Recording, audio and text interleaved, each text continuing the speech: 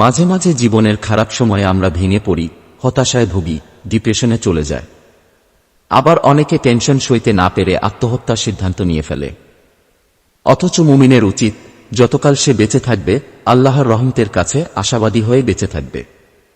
কারণ যারা এক আল্লাহকে বিশ্বাস করে, যারা মুমিন, যারা সঠিক পথের অনুসারী, দুনিয়াবি না পাওয়া, ব্যর্থতা আর হারিয়ে ফেলায় তারা কিছুতেই আল্লাহর রহমত থেকে নিরাশ হতে পারে না। সামান্য দুশ্চিন্তায় ভেঙে পড়তে পারে না। হতাশা মানুষকে আল্লাহর রহমতের কথা ভুলিয়ে দিতে চায়, আল্লাহর কুদরত থেকে তার দৃষ্টিকে সরিয়ে দিতে চায়, আল্লাহর সীমাহীন অনুগ্রহ এবং দয়াকে আড়াল করে দিতে চায়। তাই জীবনে চলার পথে আমরা যখন হতাশার মুখোমুখি হব তখন কিছু বিষয় মেনে চলার চেষ্টা করব, তাহলে ইনশাআল্লাহ আমরা হতাশাকে জয় করে জীবনকে সুন্দর করে সাজাতে পারব। ১. সুধারণা পোষণ করা। আল্লাহর ব্যাপারে সুধারণা পোষণ করুন। তার উপর ভরসা রাখুন। আশা রাখুন যে তিনি আপনাকে আপনার দুরবস্থা থেকে নাজাত দেবেন।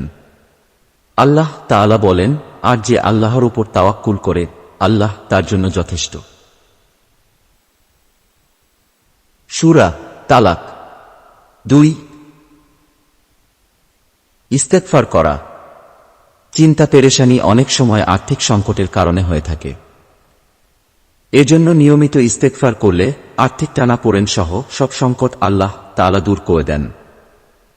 রাসূলুল্লাহ সাল্লাল্লাহু আলাইহি ওয়াসাল্লাম বলেছেন, যে ব্যক্তি নিয়মিত ইস্তেগফার করবে আল্লাহ তার সব সংকট থেকে উত্তরণের পথ বের করে দেবেন, সব দুশ্চিন্তা মিটিয়ে দেবেন এবং অকল্পনীয় উৎস থেকে তার রিজিকের সংস্থান করে দেবেন। আবু দাউদ। ৩. বিপদে আল্লাহকে ডাকা।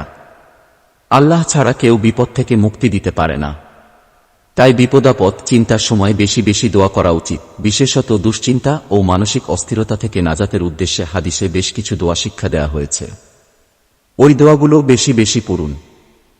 রাসূলুল্লাহ সাল্লাল্লাহু আলাইহি ওয়াসাল্লাম বলেন, আমি এমন একটি দোয়া সম্পর্কে অবগত আছি, কোন বিপদগ্রস্ত লোক তা পাঠ করলে আল্লাহ তাআলা তার সেই বিপদ দূর করে দেন।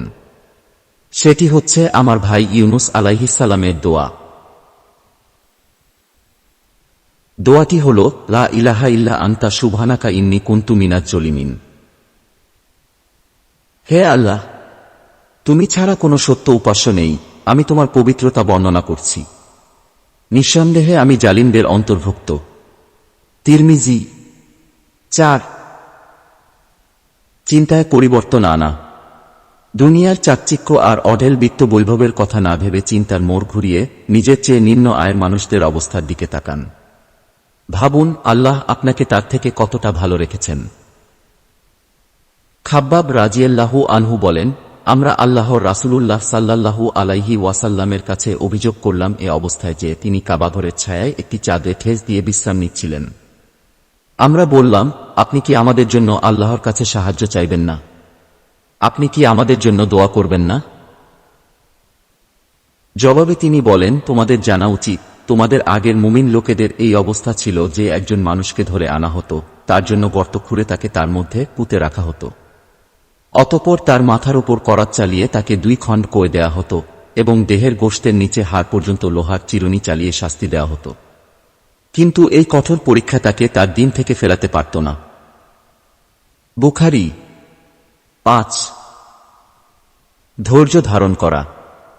জীবনে যখন খারাপ সময় আসবে তখন ধৈর্য ধারণ করুন। বিশ্বাস রাখুন আপনার সঙ্গে আপনার রব আছেন, কষ্টের পরে তিনিই স্বস্তি দিবেন। আর এটাও মনে রাখবেন, বিপদে ধৈর্য ধারণকারীদের জন্য আল্লাহ তাআলা পরকালেও মহাপুরস্কার রেখেছেন।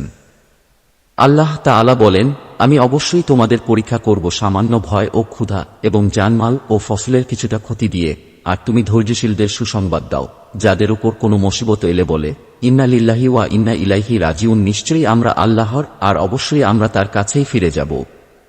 সূরা বাকারা। ৬. তাকদীরের উপর ছেড়ে দেয়া। ভালোমন্দ যাই হোক না কেন তাকদীরের উপর ছেড়ে দিন। সমস্যার সমাধান একমাত্র রবই করতে পারে, এই বিশ্বাস রাখুন।